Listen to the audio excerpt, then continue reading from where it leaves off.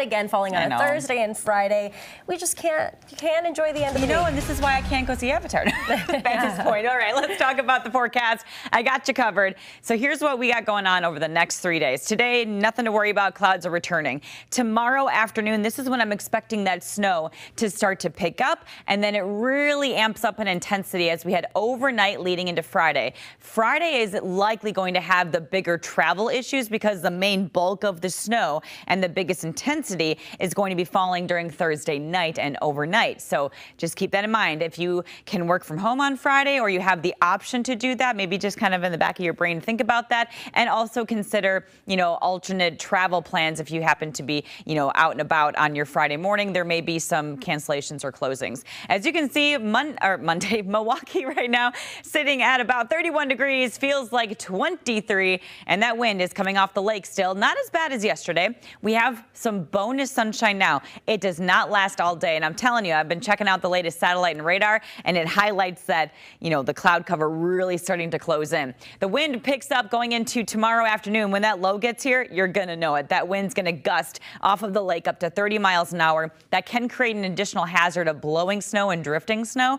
The good news is the snow is heavy and wet, so it shouldn't be blowing over the roads too much like you would with that powdery type of snow. Bad news is it's the hardest to shovel, so check on your neighbors. And then the wind on Friday also out of the north and east. So we do have some moderate or medium confidence on this one. The track is almost set, which is good. However, it can wobble a little bit, and that can put a different impact on lake effect potential. So that right now is going to be the biggest outlier that we have. Here's the area of low pressure. Again, not arriving until we get to about Thursday, late afternoon, early evening. You see that kind of really the atmosphere moistening up there. Then the intensity picks up.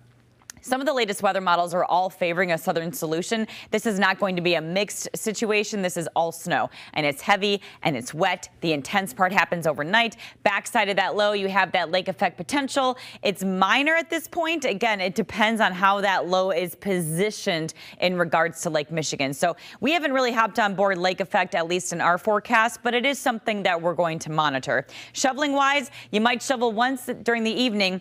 The biggest amount of snow is going to happen overnight, and then you have the main bulk of it Friday morning. So that's going to be the time to wake up early and get that off of your driveway or your sidewalk. 4 to 6 inches right now. The way the models have been trending this morning actually highlights a heavier swath just near the state line, and that is something I'm going to keep a very close eye on. The slippery stretches are definitely Thursday evening, overnight, and Friday morning is going to be the nastiest part here. We do need the snow. We have about a 13-inch deficit. We're still doing better than this time last year, but the main takeaways, again, the timing.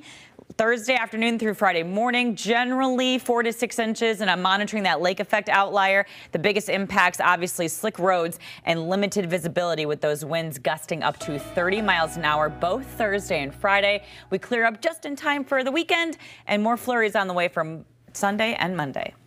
It is 6:51, and coming up, lawmakers in Madison pushing for a pair of bills to stop reckless driving. The penalties they would increase next in your morning rush. And Tom Brady squashing an